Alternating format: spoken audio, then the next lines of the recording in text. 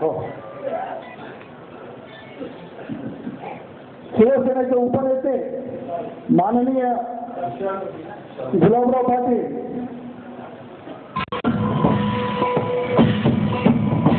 आपल्यासाठी घेतले ते मालेगाव बाह्यचे आपले आमदार शिवसेनेचे आमदार आदरणीय दादासाहेब भुसे यांनी देखील मोठ्या प्रमाणावर परिश्रम आपल्या धुळे ग्रामीण मध्ये घेतले.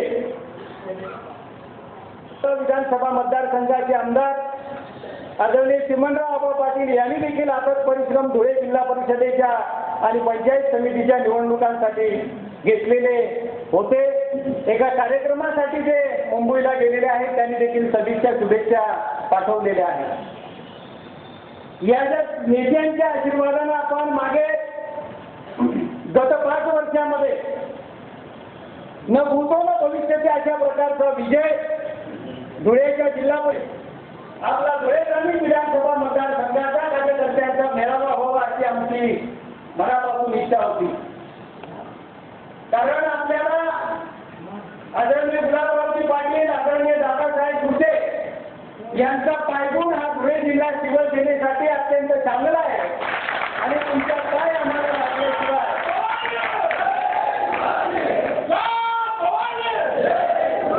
आम्ही विजयाकडे वाटचाल करू शकत नाही. म्हणून आपण आदरणीय आमदार आदरणीय आपले उपनेते शिवसेनेचे गुलाबरावजी पाटील साहेब यांनी दिलेल्या वेळेत आपण आज मेळाव्यात मदतीला जाऊन येणारे आमचे शिवसेनेचे ज्येष्ठ नेते आदरणीय बाबासाहेब डॉक्टर सुभाषजी भामरे, शिवसेनेच्या जिल्हा संघटिका आदरणीय ज्योत्स्नाताई मुंदडा, जिल्हा परिषदेचे आपल्या सगळ्यांच्या आशीर्वादानं धुळेच्या जिल्हा परिषदेवर शिवसेना भारतीय जनता पार्टीचा भगवा फडकल्यानंतर शिवसेनेच्या अध्यक्षपदाचा पहिला मान ज्या आमच्या सन्मित्राला मिळाला ते शिवसेनेचे माजी अध्यक्ष आदरणीय सुधीरभाऊ जाधव, या पीठावर विराजमान जळगाव आलेले सारे सन्माननीय शिवसेनेचे जळगाव जिल्ह्याचे पदाधिकारी, ते सन्माननीय पदाधिकारी, शिवसेनेचे धुळे तालुक्याचे तालुका प्रमुख विश्वासराव पाटील, दुसरे तालुका प्रमुख मनीषजी जोशी, सर्व सन्माननीय पंचायत समिती सदस्य, या ठिकाणी या मेळाव्याला शिवसेनेचा भगवा फडकल्याशिवाय राहणार नाही.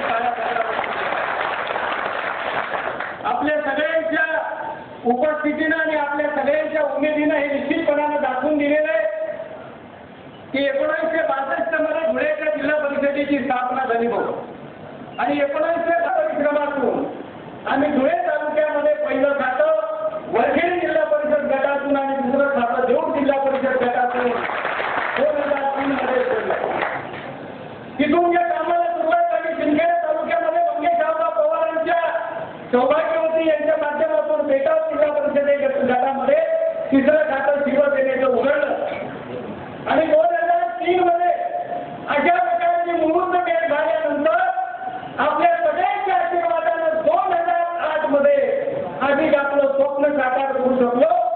ज्यावेळेस प्रचारासाठी आम्ही माननीय आमदार प्राध्यापक शरद पाटील सर आम्ही प्रचारासाठी जायचो त्यावेळेस आम्ही प्रचारासाठी गटागटामध्ये घणाघणामध्ये सांगायचो की येणाऱ्या काळामध्ये धुळेच्या जिल्हा परिषदेवर भगवा फडकल्याशिवाय राहणार नाही, पंचायत समितीवर भगवा फडकल्याशिवाय राहणार नाही. अशा प्रकारचं सुसंवाद करताना आम्ही गाडीमध्ये चर्चा करायचो की सर असं होईल का. पण जनतेच्या तुमच्या सगळ्यांच्या आशीर्वादामध्ये इतकी ताकद आहे, आपल्या आशीर्वादामध्ये इतका दम आहे की आपण इथे प्रस्थापितांना आणि काँग्रेस बाहेरांना चारी मुंडे ठीक करून धुळ्यातून आपण धुळे जिल्हा परिषदेवर शिवसेनेचा भगवा फडकवला. धुळेच्या पंचायत समितीवर पहिल्यांदा 2.5 वर्ष आमची दलित भगिनी कमलताई बैसाणीच्या माध्यमातून पंचायत समितीवर आम्ही भगवा फडकवला. नंतरच्या 2.5 वर्षाच्या कार्यकाळामध्ये कैलासबाबा पाटलांच्या माध्यमातून आम्ही धुळेच्या पंचायत समितीची सत्ता अबाधित ठेवली. तो एखाद्या गरीब सामान्य परिस्थितीतल्या सामान्य शिवसैनिक ज्यावेळेस सत्तेवर जातो त्यावेळेस त्या काँग्रेसवाल्याच्या पोटामध्ये पोट सुरू होतं. त्या काँग्रेसवाल्याच्या पोटामध्ये इतकं पोट सुरू उठलं की कैलासबाबा पाटलासारखा सामान्य माणूस धुळेच्या पंचायत समितीचा सभापती झाला.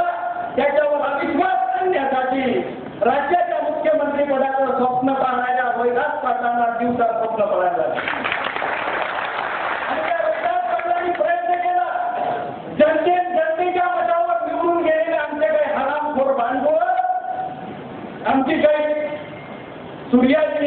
पिसाळाची अवलाद ही त्या रोहिदास पाटलाच्या गळाला लागली, पैशाच्या गळाला लागली आणि कैलास पाटलावर अविश्वासाचा सावट आला. आणि धुळेकानीमध्ये मी आणि आमदार साहेब अक्षरशः आम्ही दोघं जण एकमेकाच्या चेहऱ्याचं टेबिलवाला बघू लागलो की काय परिस्थिती निर्माण झाली. पण साहेब, शिवसेना या 4 शब्दामध्ये आमदार आहे, शिवसेना या 4 शब्दामध्ये ताकद आहे. तुमचं मार्गदर्शन आमच्या पाठीशी आहे, तुमच्या प्रेरणा आमच्या पाठीशी आहे. मी सरांना सांगितलं, छत्रपती शिवाजी महाराजांसारख्या गरीबी काव्यांना आपण धुळ्याची पंचायत समिती ताब्यामध्ये घेऊ. गुलाबराव भाऊंनी आपल्या सगळ्यांना खूप वेळ दिला. ते आपण या पक्षाचे उपनेते माझे आमदार आदरणीय गुलाबरावजी भाऊ पाटील या व्यासपीठावर आपल्याला मार्गदर्शन करण्यासाठी खास करून उपस्थित असणार आहे. महाराष्ट्राच्या विधानसभेतील माझे जे सदस्य की सर आपली बैठक केली. मी त्यांना सांगितलं की आपल्याला अजून घाई नाही, आपण सत्तेतले लोक आहोत, आपण पंचायत समिती चांगली चालवली आहे, जिल्हा परिषद चांगली चालवली आहे, आपल्याला आता प्रश्न नाही. गेल्या वेळेला आपल्या पुढे एक वेगळ्या प्रकारचा प्रश्न होता की आपल्याला उमेदवार शोधावे लागतो. आपल्याला एखादा उमेदवार तयार केल्यानंतर त्या उमेदवारी जाहीर केल्यानंतर त्या उमेदवारावर आपल्याला निरीक्षण ठेवण्यासाठी कार्यकर्ते नेमावे लागत होते. आणि मग ही परिस्थिती गेल्या वेळेच्या निवडणुकीत होती, कारण आपला उमेदवार आपल्याबरोबर टिकेल की नाही, समोरची निवडणूक जिंकेल की नाही, आणि काँग्रेसवाल्यांची एवढी दहशत होती की उमेदवार घेऊन पाहायचे अशा प्रकारची परिस्थिती गेल्या वेळेला होती. आज तसं चित्र नाही. आज निवडणूक जाहीर होत नाही त्या अगोदर आपल्याकडे प्रत्येक गटामध्ये 10-10, 5-5 उमेदवार तयार झालेले. कृषी उत्पन्न बाजार समितीची फक्त बिगुल वाढ आपण फक्त एक भूमिका जाहीर केली मोराण्याच्या नेरच्या मेळामध्ये, आणि त्या ठिकाणी फक्त भूमिका जाहीर झाल्याबरोबर सायंकाळपर्यंत 100 लोकांची नाव उमेदवारी मागण्यासाठी आपल्याकडे आली. आणि मग आम्ही एक प्रश्न बाजार समितीची फक्त बिगुल वाढ आपण फक्त एक भूमिका जाहीर केली मोराण्याच्या नेरच्या मेळामध्ये, आणि त्या ठिकाणी फक्त भूमिका जाहीर झाल्याबरोबर सायंकाळपर्यंत 100 लोकांची नाव उमेदवारी मागण्यासाठी आपल्याकडे आली. आणि मग आम्ही एक प्रश्न निश्चित स्वरूपामध्ये निवडणूक लांबवण्यामागे एक निश्चित भूमिका आम्ही अशी घेतली की आम्ही जो प्रयत्न सत्ताधारी काँग्रेसवाल्यांनी केला की धुळ्याच्या कृषी उत्पन्न बाजार समितीची निवडणूक ही निवडणूक लांबवण्यासाठी त्यांनी एक खोटा ठराव केला. धुळे तालुक्यामध्ये अतिवृष्टी झालेली आहे आणि सहकार मंत्री त्यांचे आहेत, पणन मंत्री त्यांचे आहेत, मुख्यमंत्री त्यांचे आहेत, त्यांच्याकडे तो ठराव दिला. आणि जी निवडणूक आपण मोठ्या जोमाने आता या महिन्यामध्ये लढलो असतो ती निवडणूक त्यांनी जाणीवपूर्वक पुढे ढकलली आणि आपल्यासारखी सामान्य माणसं या कृषी उत्पन्न बाजार समितीत बसणार यासाठी त्यांनी प्रयत्न केला. आम्ही घाबरलो नाही. आम्ही तात्काळ एक पत्र तयार केलं, मुख्यमंत्र्यांकडे गेलो की ओला दुष्काळ द्या आम्हाला 100 कोटी, आणि मग मुख्यमंत्र्यांना सांगितले अशा प्रकारची बदमाशी निवडणुकांपासून पळवाट काढत तुमचा पक्ष करत असेल तर आम्हाला विधानसभेमध्ये तुमच्या पक्षाबद्दल दाब करावा लागेल. कृषी उत्पन्न बाजार समितीवर तुमची सत्ता आवाज ठेवण्याकरता तुमच्या मंत्री अशा प्रकारचा दुरुपयोग या पदाचा करत असतील तर त्या ठिकाणी आम्हाला विधानसभेत जाब विचारावं लागेल. आणि अजित पवार साहेबांकडे आम्ही मुद्दामून तक्रार घेऊन गेलो. त्याला अजित पवार साहेबांनी सांगितलं की काँग्रेसवाल्यांची आता परिस्थिती नाही कुठल्याही निवडणुकीला सामोरं जाण्याची. त्यांचे मंत्री अशाच प्रकारच्या पळवाटा शोधून सहकार्याच्या निवडणुका पुढे ढकलतायत अशा प्रकारचं उत्तर अजित पवारांनी मला दिलं. आणि त्यावेळेला काँग्रेसच्या पायाखालची वाळू सरकल्याचं चिन्ह आपल्या सगळ्यांच्या पुढे आलं. 6 तारखेला आपला त्या संदर्भामध्ये 1 दिवसामध्ये सगळं कामकाज चालणार होतं. आता ती तारीख गुरुवारी आणि परत पुढच्या आठवड्यामध्ये तारीख चालणार आहे. आणि या संदर्भामध्ये एकदा मोक्ष लागणार आहे. जर आपण न्यायालयात गेलो नसतो तर या निवडणुका 1 वर्षभर पुढे लागणार होत्या. म्हणून आपल्याला न्यायालयात जाणं आवश्यक होतं. आता किमान फेब्रुवारी 7 पर्यंत या निवडणुका यांना फक्त स्थगिती राहील. मात्र 7 फेब्रुवारी नंतर आपण न्यायालयात गेल्यामुळे निवडणूक घ्यावी लागेल. कदाचित पुढच्या आठवड्यामध्ये असाही निर्णय न्यायालय देऊ शकतात की या निवडणुका जिल्हा परिषदच्या निवडणुकांबरोबर घ्या.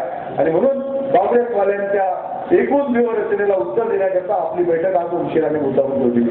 ते तुम्हाला सांगणं आवश्यक आहे. मित्रांनो, या तालुक्यामध्ये आपण काम करतोय. आपण पाहिलं की गेल्या वेळेला आपण विधानसभा निवडणूक लढलो. गुलाबराव भाऊ या ठिकाणी आवर्जून उपस्थित दादा आपण त्यावेळेला आमच्या बरोबर नव्हतात, पण मी पराभूत झाल्यानंतर आपण आम्हाला खूप मदत केली. पण ज्या वेळेला पहिली विधानसभेची 2004ची निवडणूक मला लढायची होती, आमची खूप वाईट अवस्था होती. गावागावामध्ये शाखा नव्हत्या, आम्हाला नव्याने शाखा उभ्या कराव्या लागल्या. शिवसेनेवर प्रेम करणारी माणसं होती, काँग्रेस, राष्ट्रवादी ही सगळी माणसं एकत्र होती. या काँग्रेस पक्षातले जे गट होते ते सगळे एकत्रपणे निवडणूक लढायचे आणि मग शिवसेनेची यांना कुठली भीती वाटायची नाही. ज्या पद्धतीने आम्ही तालुक्यामध्ये संघटनांचं काम केलं आणि गुलाबराव भाऊंसारखा एक नेता आम्हाला मिळाला. आम्ही पाहिलं की आम्हाला भाऊंच्या सभा मिळत होत्या आणि वरखेड्याला भाऊची सभा झाल्यानंतर आम्ही एक प्रयत्न केला आणि पाचशे गावामध्ये एक भाऊची सभा घेतली. पुढे विधानसभाच्या निवडणुका होत्या. सगळेजण म्हणायचे की सर संघटना वाढवायची तर गुलाबराव भाऊंना देखील वेळ नव्हता, कारण त्यांनाही विधानसभा लढायची होती. मग एकटे भाऊ शिंदेला वेळ देणार की धुळे तालुक्याला देणार, अशा परिस्थितीमध्ये आम्ही फाळकेला गुलाबराव भाऊंची एक सभा घेतली आणि या सभेला प्रचंड गर्दी जमा झाली. आम्ही एक काम केलं की भाऊची सभा असताना आम्ही त्या सभेचं व्हिडिओ रेकॉर्डिंग केलं आणि गुलाबराव भाऊंचं ते भाषण अप्रतिम अशा प्रकारचं भाषण, कार्यकर्त्यांमध्ये चैतन्य निर्माण करणारं भाषण, शिवसेनेची भूमिका मांडणारं भाषण आणि विशेषतः शिवसेनेच्या एकूणच कार्यकर्त्यांना पूर्णिका दाखवणारं भाषण गुलाबरावांचं त्या ठिकाणी आम्ही व्हिडिओमध्ये रेकॉर्डिंग केली, त्याची ऑडिओ कॅसेट केली आणि तब्बल आम्ही 5,000 ऑडिओ कॅसेट तयार केले आणि प्रत्येक कॅसेट आम्ही 5 टप्पे होते. गाडी पिढीवाला होता त्याच्याकडे दिली, रिक्षावाला होता त्याच्याकडे दिली, शाखा प्रमुख होता त्याच्याकडे दिली, लग्न समारंभ असला तिथे दिली, कुठं कीर्तन असला, काही कार्यक्रम असला, सांस्कृतिक कार्यक्रम असला तिथे दिली आणि गुलाबराव भाऊंची ती कॅसेट तब्बल आम्ही वर्षभर त्या ठिकाणी वाजवली आणि शिवसेना काय हे सगळ्या लोकांना कळलं आणि शिवसेनेचं एक वादळ गुलाबराव भाऊंच्या त्या कॅसेटने निर्माण केलं आणि म्हणून गुलाबराव भाऊ आमची पण अवस्था एकलव्यासारखी झाली होती. आम्ही द्रोणाचार्यासारखा तुमचा कॅसेट तुम्ही पुतळा उभा केला आणि आम्ही ते युद्ध लढण्यासाठी सज्ज झालो आणि ते युद्ध जिंकत असताना गेल्या निवडणुकीत आम्हाला पराभव जरी झाला असला तरी वेगळ्या अर्थाने तो आमचा विजय होता. आम्हाला